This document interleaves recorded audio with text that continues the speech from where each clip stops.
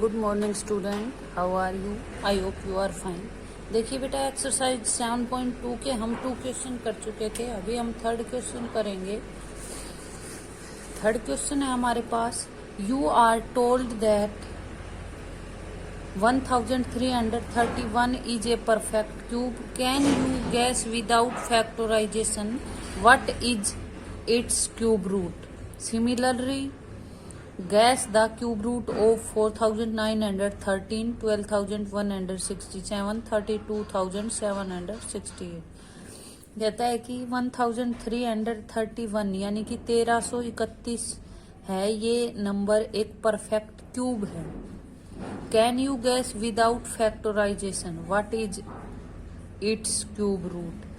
तो आपने कहता है कि आप गैस करिए कि ये किसका क्यूब रूट है विदाउट फैक्टराइजेशन। फैक्टराइजेशन करके आपने नहीं बताना, वही निकालना नहीं है, फैक्टराइजेशन नहीं करने इसके, आपने गैस करना है। फिर है कि ये 3 नंबर दे दिए, इनके भी क्यूब रूट गैस करिए, जैसे इसका करेंगे इस तरह से। तो देखिए हमारे पास सबसे पहले 1331 है, हम इसका क्यूब रूट करेंगे। इसका क्यूब रूट पहले आपको क्यूब पता होने चाहिए, जैसे 1 का क्यूब होता है 1, भाई 1 को 3 टाइम्स मल्टीपल करेंगे, 1 मल्टीप्लाई 1 मल्टीप्लाई 1।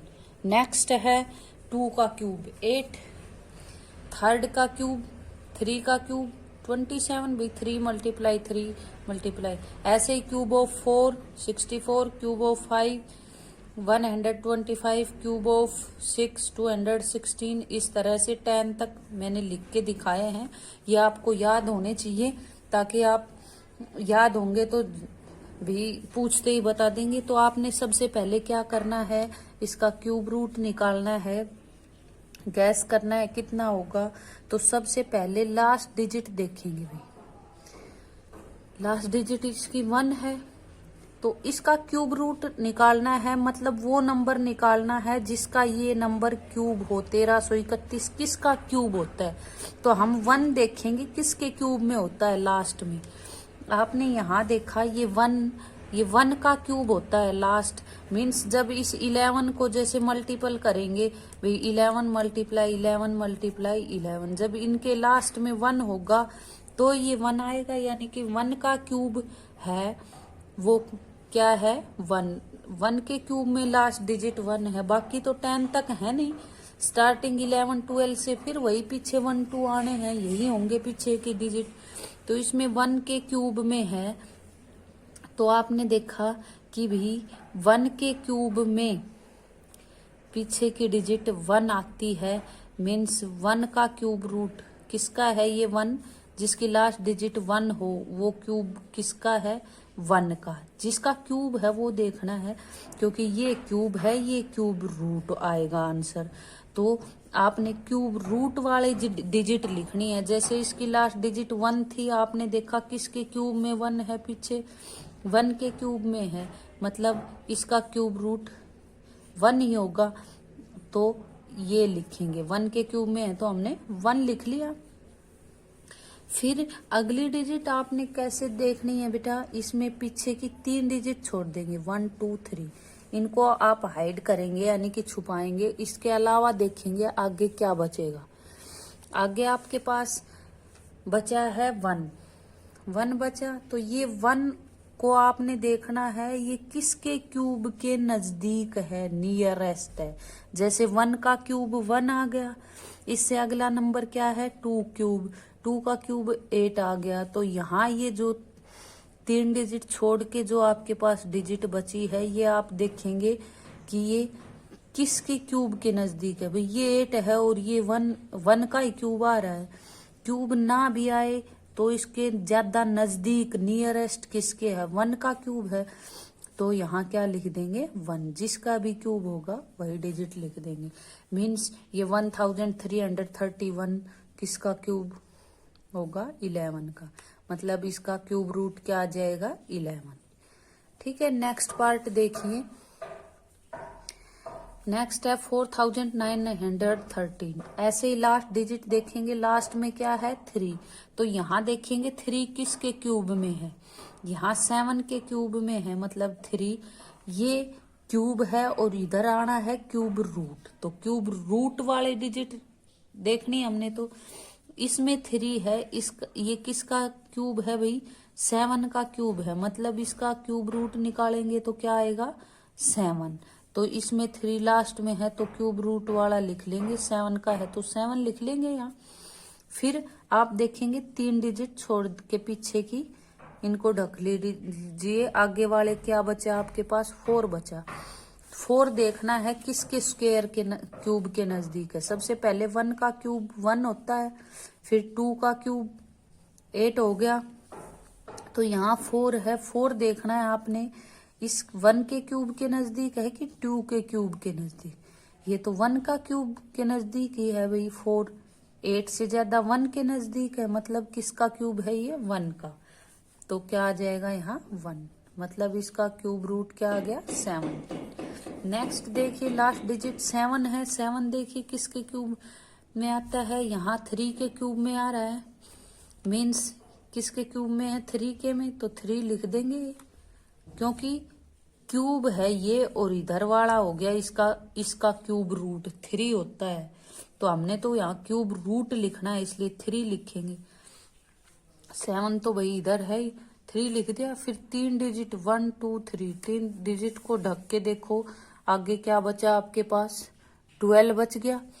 तो 12 देखेंगे किसके ज्यादा नजदीक है, 1 का क्यूब 1 है, 2 का क्यूब 8 और 3 का क्यूब भी आगे तक चलते जाएंगे 27। तो यहाँ देखा 12 सबसे ज्यादा नजदीक 8 के है, 8 किसका क्यूब है भाई 2 का, तो यहाँ क्या आ जाएगा 2, मीन्स इसका क्यूब रूट क्या आ गया 23। ऐसे ये करेंगे। 8 है लास्ट में, इसमें देखिए 8 कहाँ आ रहा है 2 के क्यूब में, तो यहाँ लास्ट में 2 लिखेंगे। फिर 3 डिजिट हटा के आगे क्या बचा 32। 32 देखिए किसके क्यूब के नजदीक है, 1 का क्यूब, 2 का क्यूब, 3 का क्यूब, भाई 3 का 27 है, 4 का फिर 64 हो जाएगा। तो 32 सबसे ज्यादा नजदीक 3 के क्यूब के है, तो यहाँ क्या हो जाएगा 3 लिख देंगे हम। इस तरह से आपने करना है। नेक्स्ट ये एक्सरसाइज आपकी कंप्लीट हो गई। नेक्स्ट देखिए चैप्टर 8 कंपेयरिंग क्वांटिटीज।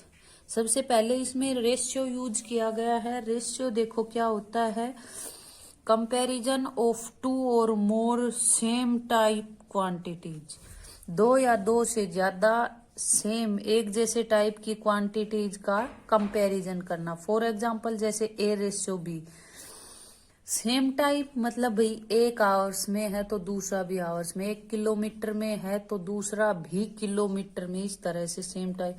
जैसे 6 आवर्स रेशियो 8 आवर्स, यानी कि 1 मीटर है तो मीटर रुपए है तो दूसरा भी रुपए होना चाहिए। 1 रुपए है 1 पैसे है तो सेम नहीं हुए, तो उनको सेम बनाओ, रुपए के पैसे बनाएंगे। ठीक है। नेक्स्ट एक्सरसाइज देखिए 8.1 find the ratio of the following.